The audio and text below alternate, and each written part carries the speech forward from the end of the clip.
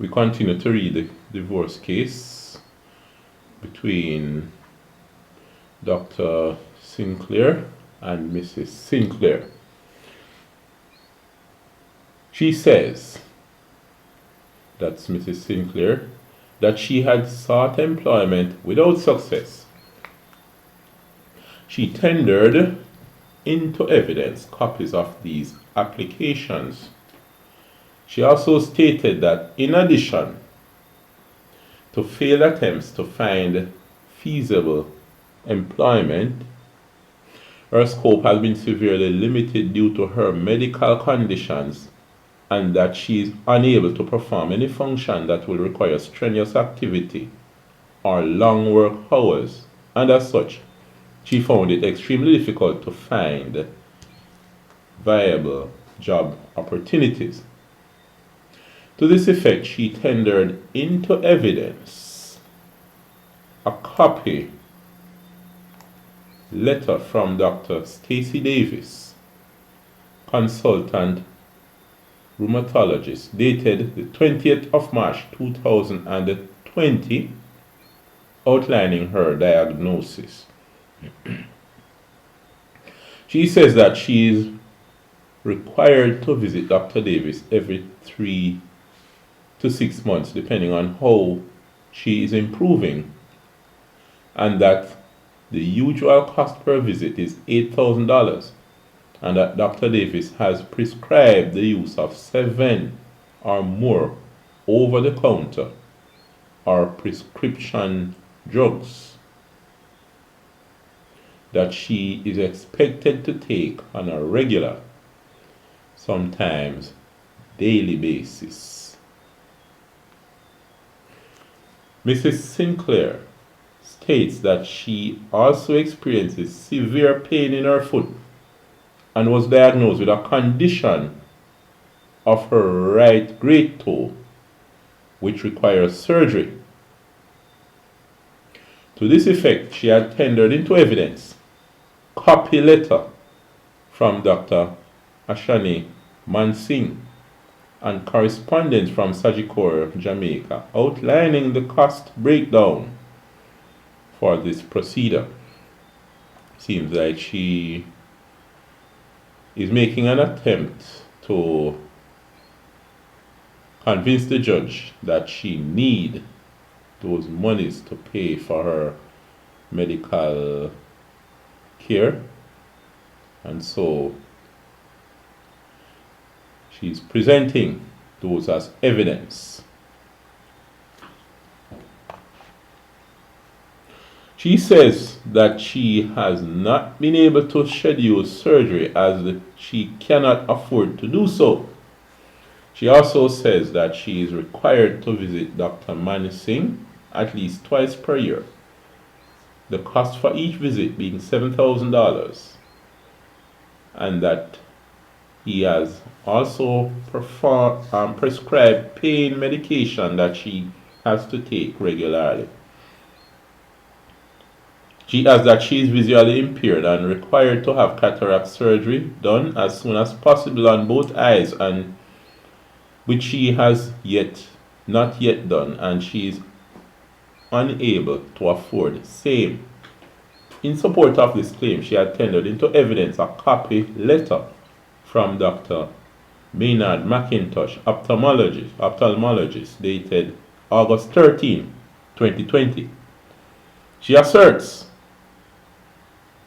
that she is also being treated for depression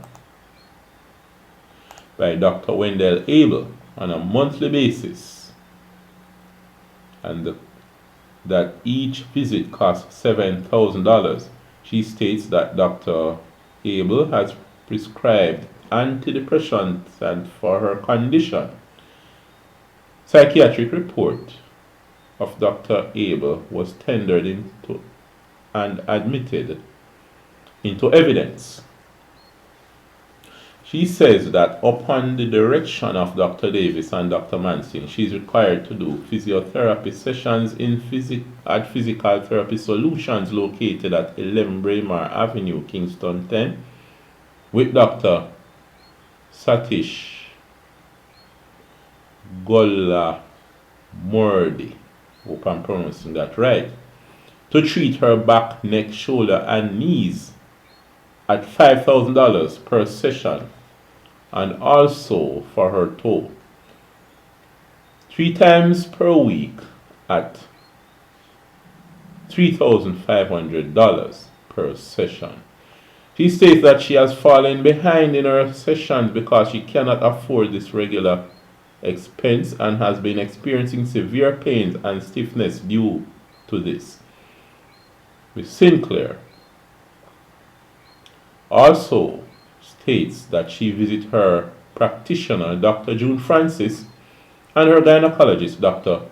Frederick, at regular intervals to preserve her health and ensure that she is doing well outside of the aforementioned conditions.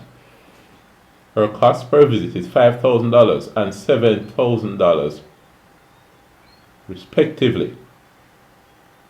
She says that she is required to do regular blood tests at the direction of her doctors and other extensive testing such as MRIs, CT scans, and X-rays to ensure she is doing well. She alleges that she has only been able to manage her expense thus far through loans gained from family and friends since the separation, along with the insurance benefit and that she enjoys from the defendant, Dr. Sinclair. She asserts that even then she has been vastly insufficient for her care. Even these have been vastly insufficient for her care, and that she is expected to repay all sums due and owing to her friends and family. She outlined her debts as follows. Pines Emerging Center Limited, $1 million as a director's loan. Evelyn Sergio, $350,000.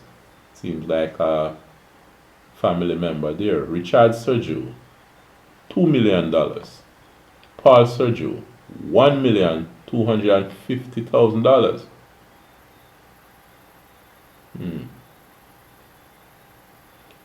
Family members lending her so much money. 2 million, 1 million. Wow. Dr. Charmaine Watson Brown, $500,000.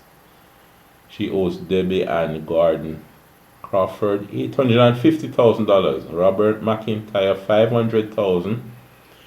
Debbie Ann Gordon Crawford $850,000, and so on and so forth. Hold on. So you're telling me that she owes all this money? She outlined her debt as follows. Let's see. 1 million, then 350,000. That's 1.5, 2.75. I'm adding them up. 3.25. 3.25. This comes to about 4. 4.5. 5.2. 6, 7.2 million, 8, 9.1 million, 9.7, 8, 9, 10, 11, 12, 13, 14, 10.4 million. Call this 11.1 million.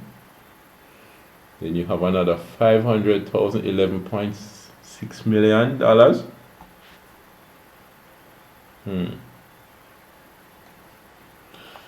Mrs. Sinclair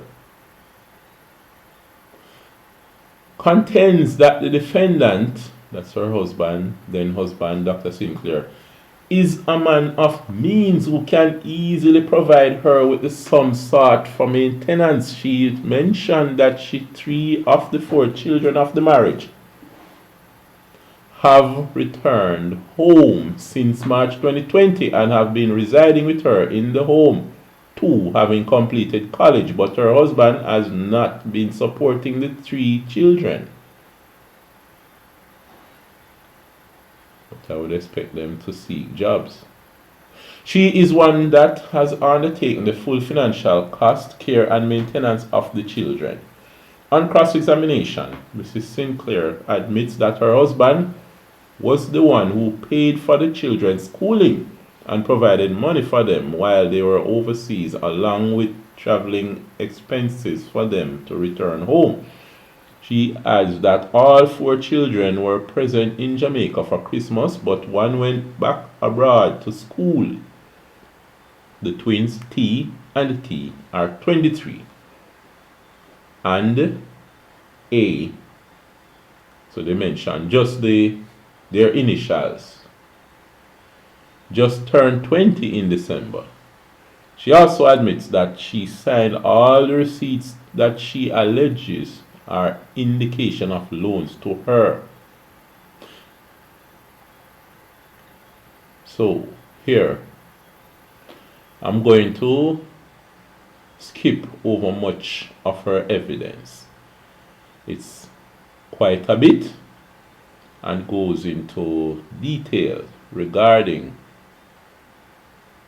this particular case that might not apply to other cases.